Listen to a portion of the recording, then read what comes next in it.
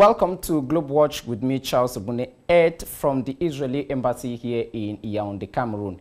Israel and Palestine, a tale of two different people, one land, all clinging to history to justify their ownership and existence. So it becomes imperative and quite difficult to be an honest Israeli intellectual or Palestinian, because the nationalist mindset will probably run after you. So where does the loyalty of either Israeli or Palestinian historians lie when telling the story of the conflict between the Jews and the Palestinians? Well, my guest today is an author, Professor Emeritus of History at Tel Aviv University, one of the leading universities in Israel and in the world, and equally served as former Israeli ambassador to France.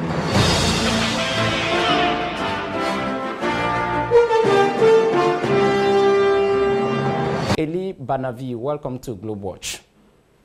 Thank you. Just after the Trump administration inaugurated the U.S. Embassy in Jerusalem, minutes after, the former Secretary General of the United Nations, Kofi Annan, went on Facebook and wrote, quote, "Repeated UN resolutions make clear that the Statue of Jerusalem can only be changed by agreement between the parties and then endorsed by the United Nations. Today's ceremony opening of the new U.S. Embassy in Jerusalem is regrettable and make it harder to maintain the prospect of a viable two-state solution," end of quote. Between President Donald Trump and Kofi Annan, who is on the wrong side of history? I take Kofi Annan every day. But you quoted the Secretary General of the United Nations now.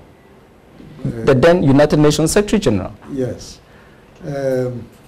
Look, you started by asking where the loyalty of a historian should be, the facts or the apparent interest of this country. And I'm talking to you now, not as an ex-ambassador, not as a representative of the State of Israel, which I'm not anymore, but as an historian. And what I owe you and your spectators is the truth, at least the truth as I see it. And what I see on this particular matter, on Jerusalem, is that yes, Jerusalem is the capital of the State of Israel. This is a fact. Ambassadors present their credentials to the President of the State in Jerusalem. Our institutions are there. But the status of the city is not solved. It's still in dispute, and it will be in dispute until we reach an agreement with the Palestinians. So transferring the embassy now, is useless, and is a kind of inamicable gesture to the Palestinians. And all in all, not only doesn't help the peace process, it makes it even harder. So this is my answer. I was not very happy with this political gesture, which I think is more an American gesture, destined to local consumption, than in order to foster the relations between Palestinians and Israelis. Your position on the subject looks like that of your fellow colleague, Ilan Pape.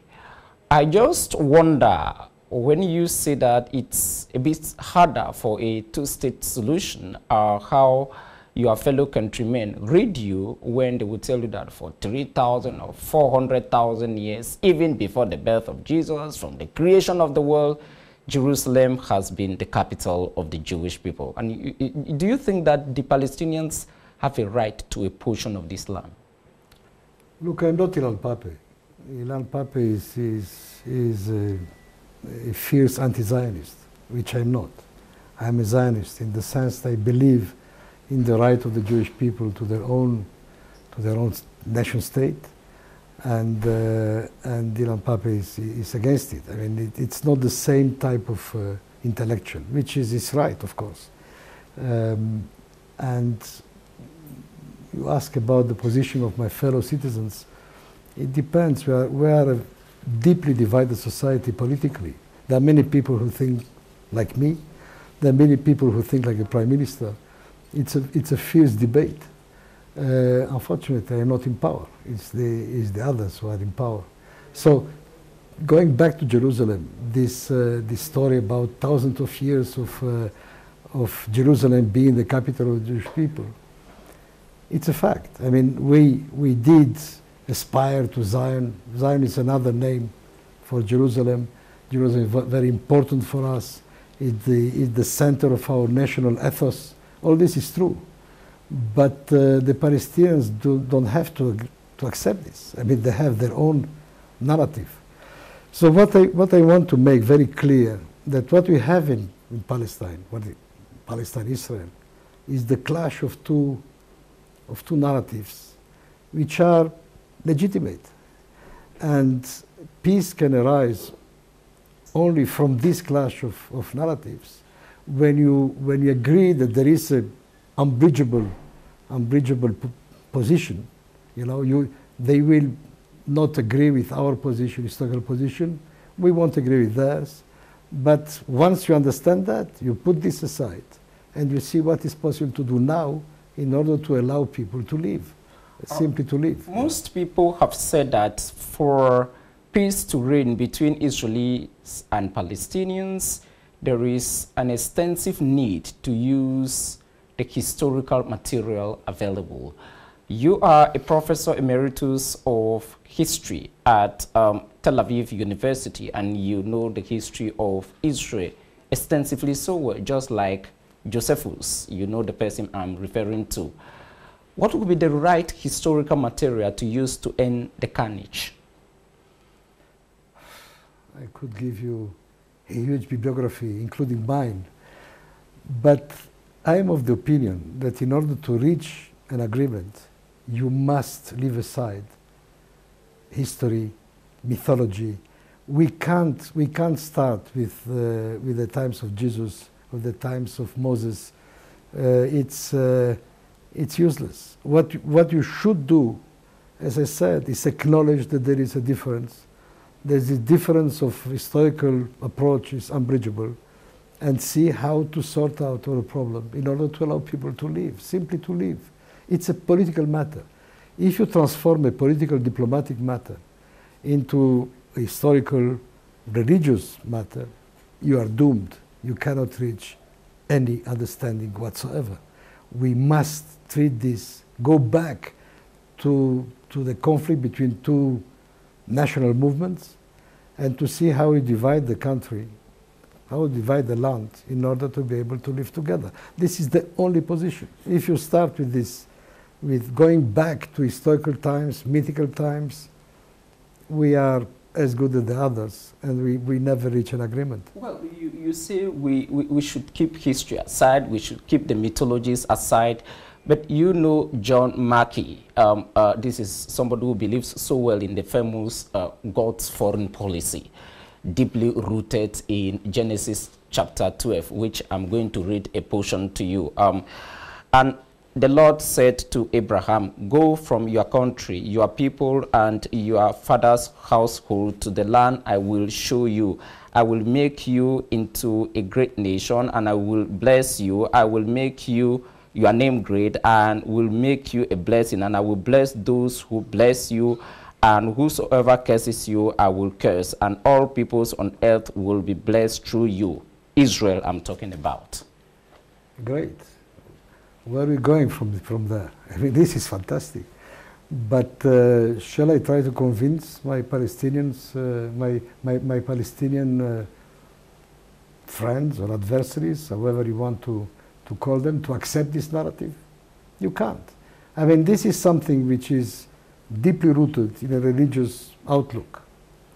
A religious outlook is okay, but you can't do politics with a religious outlook. If I understand you clearly as a member of the peace movement today, what you are telling me is that the the famous God foreign policy, which I just read, which is for Israel, by Israel, and only for Israel. He who curses Israel or attacks you will always be defeated. Is not usable today. Exactly. It's a recipe for perpetual war. In general, you know, religious politics is a recipe for perpetual war. This is my specialty, my university profession, if you wish, my field of research. I started with the wars of religion in France in the 16th century. And from there I went to the Middle East, trying to understand how radical religion works, how people try to find in religious myth and beliefs the rationale for their politics here and now. And what I can conclude is that every time that this kind of approach is used, it brings war and devastation. And well, what the Europeans did, let's say in the late 17th century, 18th century, they secularized international relations, and they said nation states have interests, and these interests are human interests. You know, we leave God aside. God is important, but God is not a politician. God doesn't take sides with one side or the other. We must manage our life together alone, without God. Leave God aside. And if you don't do this, we are all doomed. I understand you I still hang on history, because Palestinians believe that for peace to reign, we should take into consideration the 1947 United Nations resolution before the State of Israel was created, which placed Jerusalem as an international city, and that for the problem to be solved, we should go back to the pre-1967 boundaries. I'm talking here about the 6 Days War. You know all these things I'm talking about. You can't just completely discard all that material, because we need some reflex, some background to know where we are heading. You are heading a peace, the Peace Now movement. You are part of the two-state solution for both people. This is not ancient history. I'm not talking about this. This is our days. So you have to take into consideration what happened yesterday. This is yesterday. So of course, when you consider the situation as it arose from the resolution of partition in November 1947, and then the Green Line. No, this is the line that was created by the War of Independence in '48. So you consider this and the international community. What the international community says, and people like me say, okay, there was a war, they waged war, the Arabs, the Palestinians, they lost. We reached the Green Line, the lines of the armistice.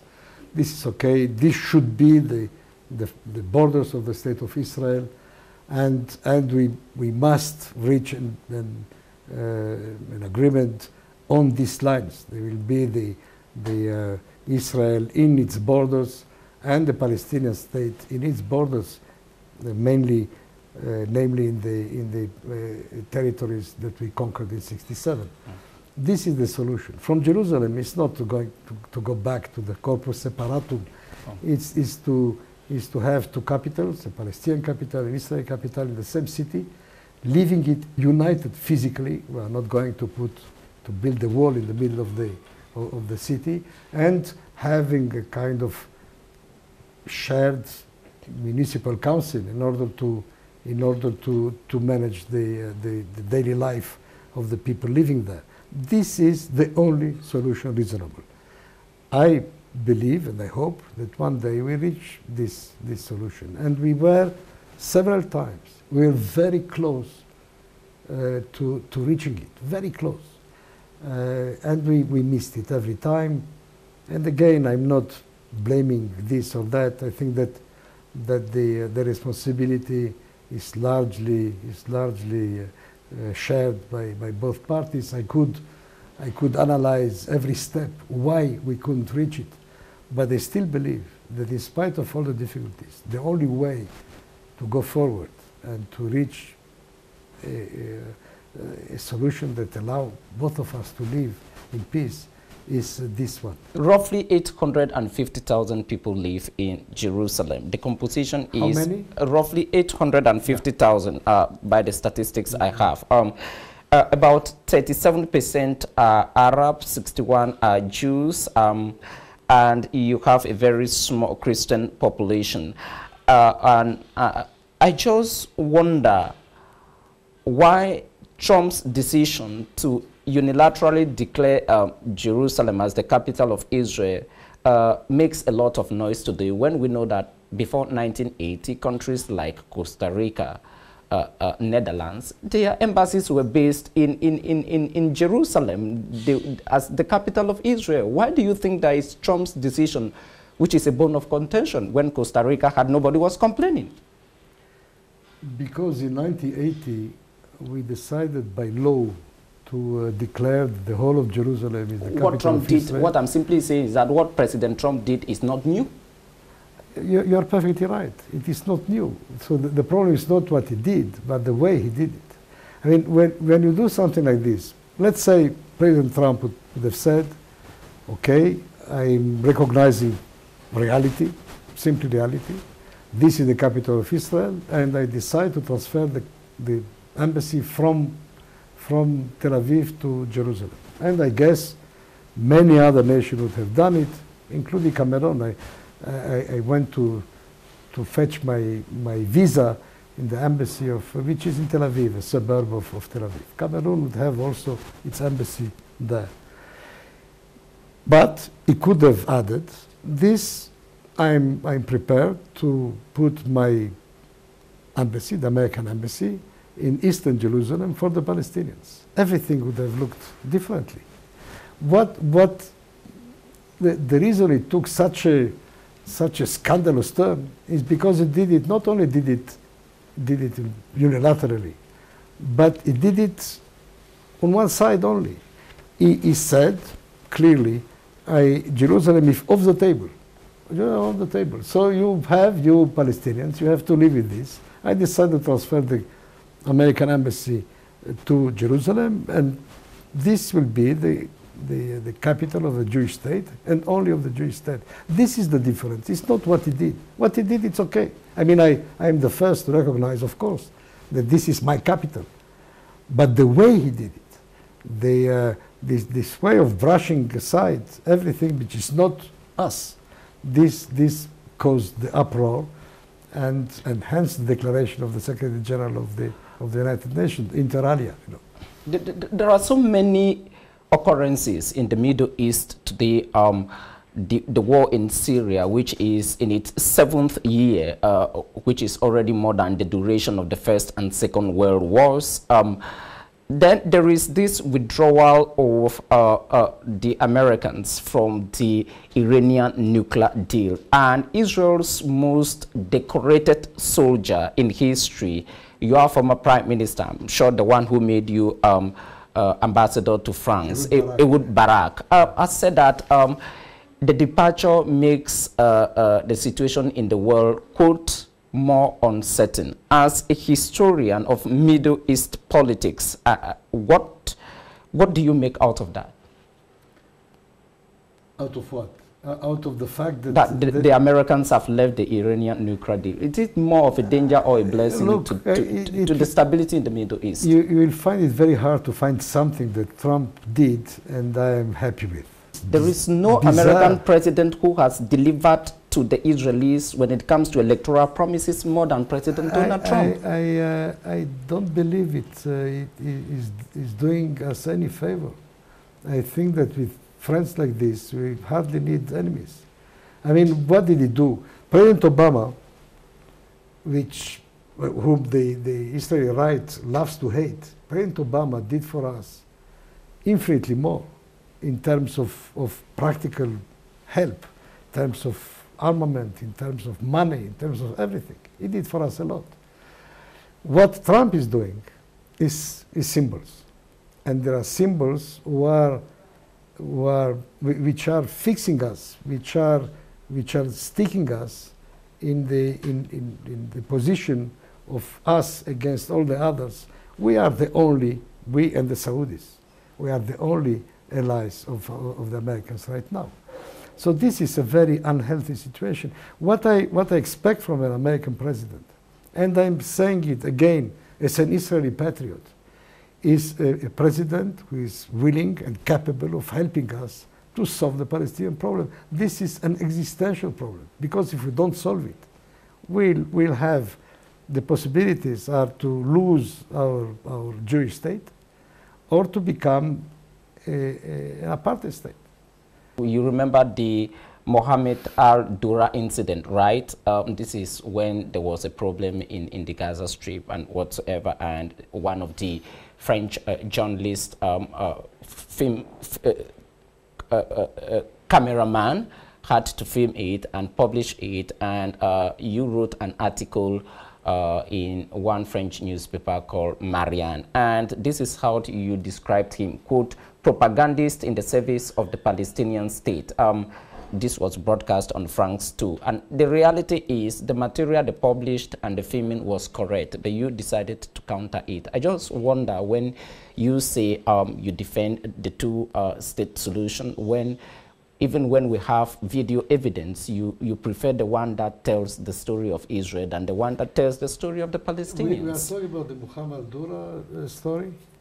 It's still not solved. I mean, I can't really remember this article. I think that what infuriated me is not the argument she brought, but the way she brought it. It was the tone that was infuriating, if I remember correctly. Look, I'm not accepting the Palestinian narrative instead of the Israeli narrative. It's not my problem. My problem is to see, first of all, what's true and what's not true. You know, we are living, you are a journalist, we are living in a post-truth era, which is a catastrophe. That should be according to Oxford University. Yes. The post-truth world is according to Oxford University, if my research is correct. Yes, last year. The first time this word entered the Oxford Dictionary, which if you disregard truth, you disregard democracy, you disregard the capacity of people to be to stand on firm ground and to assess the situation. It's the assault on truth. Now, I want to get your personal contributions when it comes to the various movements you lead. There is one which is called the Call for Reason. Who should reason in all this? Well, I'm not talking about neutrality. I'm not the UN. I'm talking about intellectual honesty. I'm talking about a bit of objectivity, which is quite different. I'm not neutral. I'm clearly on one side of the fence. I'm Israeli. I'm an Israeli patriot. But saying that, I am also a human being, and I'm a Democrat. So I want to understand the other. I want to understand it. When you move around the world, you teach the history of Middle East and Israel, Palestinians in particular. What are the key messages you send across? History doomed us to live together. They put us side by side in one ridiculously small piece of land. And we must find a way to live together. It's a very simple message. They tried to eliminate us, to liquidate the Zionist enterprise. They couldn't do it. We are trying to suppress the Palestinian nationalism. Obviously, we can't do it. Look, the holiest site in Judaism is in East Jerusalem, around the Temple Mount. The holiest church in Christendom is on the Temple Mount, the Church of the Holy Sepulchre, whose keys are even kept by a Muslim family. They open the church at 4 a.m., close it at 8 p.m. The Musebe family. Yes. The third holiest place in Islam, the Ashka Mosque and the Dome of the Rock, are on the same ground.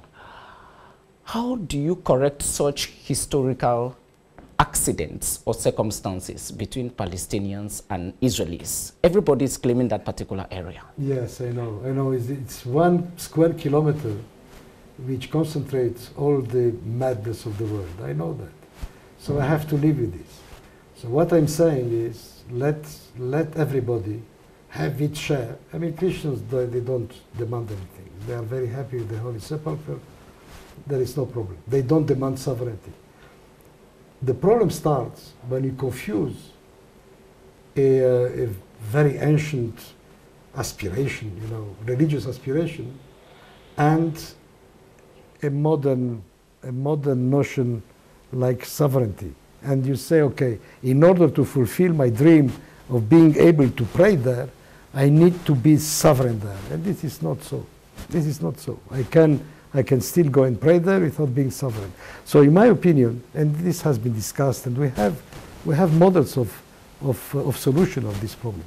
We keep the Wailing Wall, you know, the Western Wall, because that's what remained from the temple. The Muslims are on the Haram al-Sharif, you know, on where the mosques are. The Christians are, you know, they have their own holy sites. Everything can be managed in common, maybe under international supervision. It is solvable. The only thing is, do we have us the political will in order to make it solvable? If you don't have it, we never solve it. Eli Banavi, Professor Emeritus of History at Tel Aviv University and author of a book including Frigid Europe, and former Israeli ambassador to France. Thank you very much indeed for being guest on Globewatch. Thank you. You're welcome.